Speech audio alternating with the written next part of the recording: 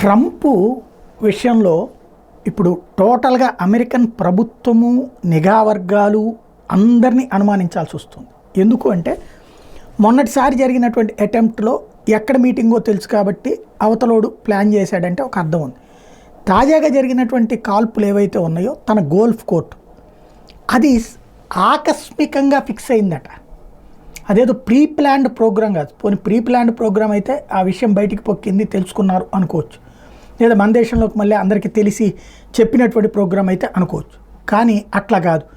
అట్లాంటప్పుడు ఏ విధంగా జరిగింది అన్నటువంటిదే ఇక్కడ అసలైనటువంటి సందేహం.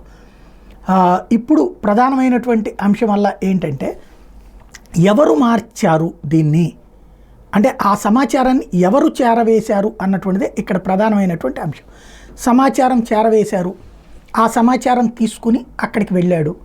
ఇది తెలిసింది నిఘా వర్గాలకి, తనకుండేటటువంటి సెక్యూరిటీకి, లేదా ఆ అమెరికన్ ప్రభుత్వానికి. కాబట్టి క్రమక్రమంగా సంథింగ్ ఏదో జరుగుతోంది అమెరికాలో అనేది బలపడుతోంది.